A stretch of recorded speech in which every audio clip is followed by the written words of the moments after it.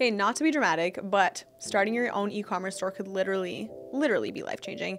If calling the shots, being your own boss, being in complete control of your finances sounds like something that you would love, sounds like something that would be good for you, then you have clicked on the right video, because today is part 2 of a 4-part tutorial series teaching you guys how to build your own Shopify store with some of the brand new features that come with Online Store 2.0. So if you haven't already seen part 1, I will link that right over here for you guys.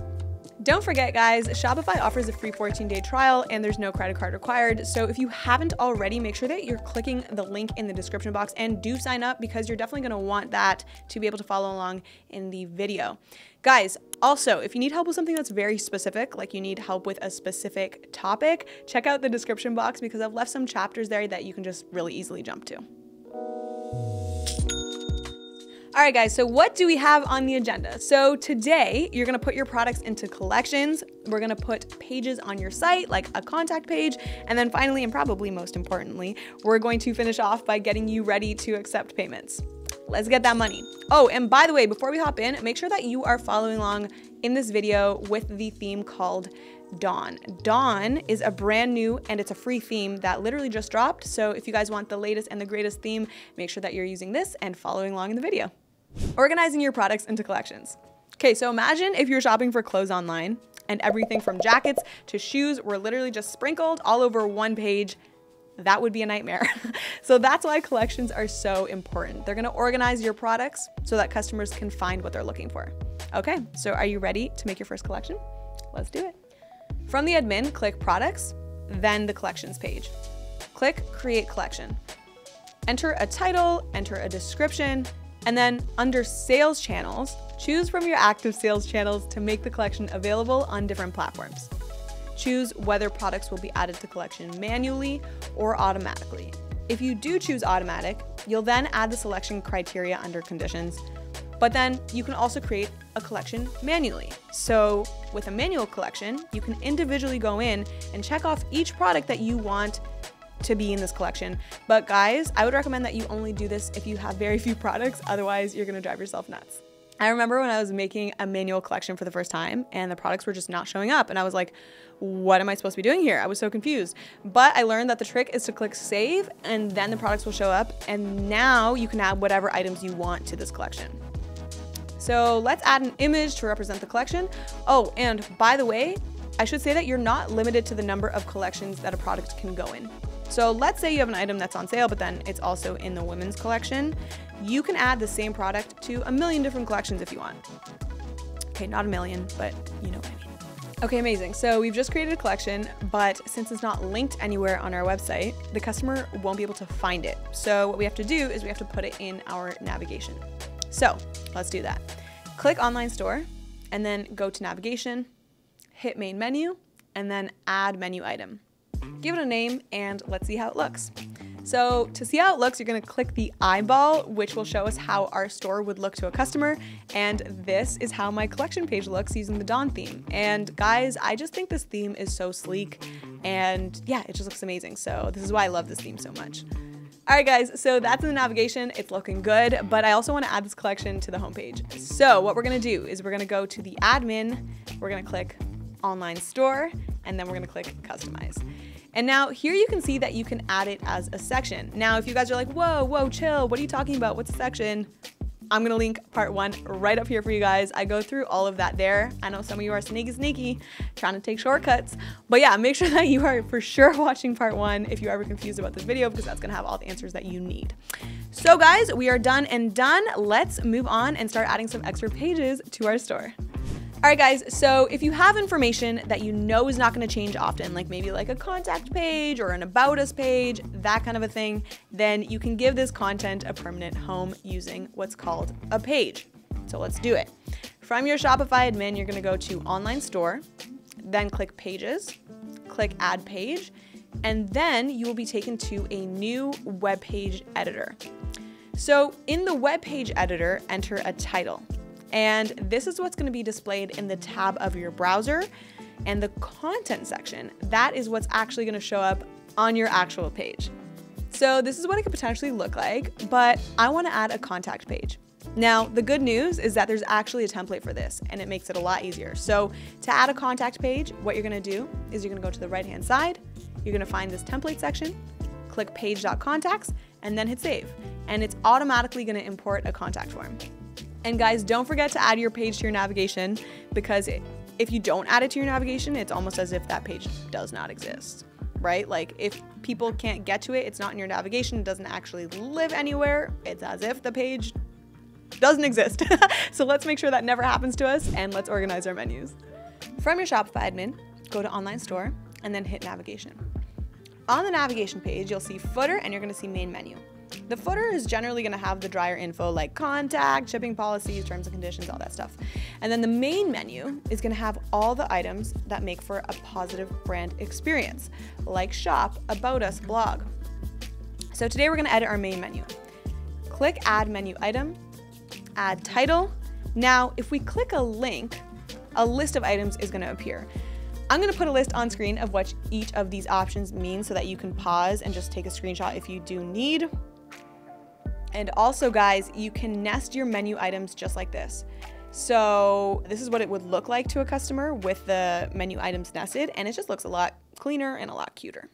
How to set up legal pages. Okay, so the sound of adding legal pages sounds intimidating, I know, but Shopify does make it really easy to set this part up. So I know you guys are maybe thinking, I could skip this, but it is important. It's important that you have this set up just in case of a customer dispute. You don't want to get caught up in that. So let's set this up together. From admin, you're gonna click settings and then you're gonna click policy.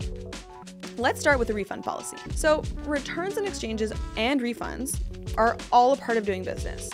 UPS has reported that 68% of shoppers are gonna check the return policy before they actually go ahead and make a purchase. And a return policy that benefits the customer is often the difference between a higher conversion rate and more repeat customers. But of course, you have to, make a decision that makes sense for you and your business. So consider that, but I also want you to consider these things to include in your policy. Consider which items are going to be eligible for return and exchange, and also be clear about how long the customer has to make that return or exchange. Is it going to be 30 days? Is it going to be 90 days? What condition can the products be returned in? Are you going to accept them lightly worn, or do they still need to have tags attached? How can customers initiate a return? Do you want them to email you? Do you want them to submit an online form? And also make sure that you're explaining which products are going to be final sale.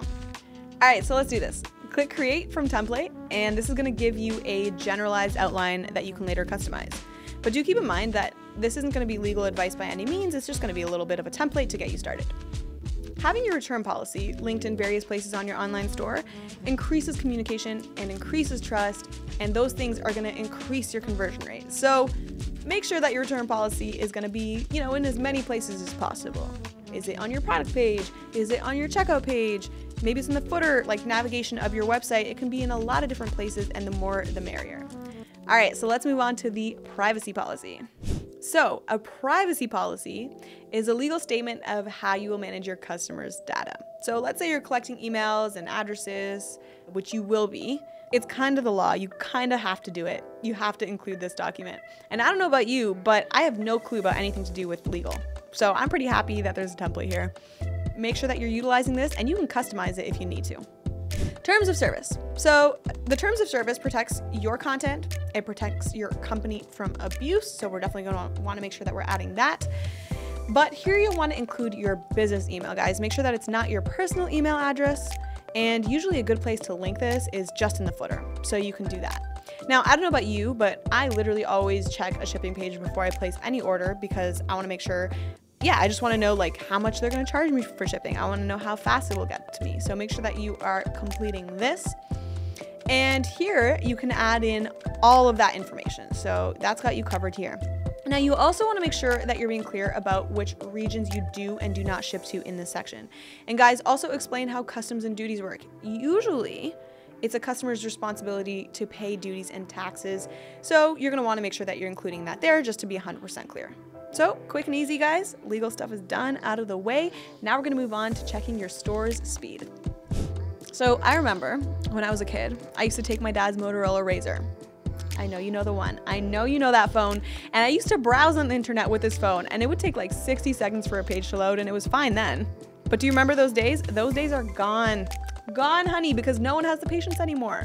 Apparently, and this is an actual stat, people are gonna click out if the store hasn't loaded in 2 seconds. 2 seconds.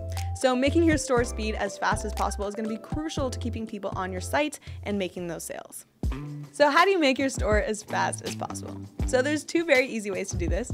Number 1, you wanna make sure that your file sizes of any rich media, maybe you have videos or photos, you wanna make sure that the file sizes are small. So think to yourself, do I need a 30-minute video on my homepage, or can I settle for 30 seconds?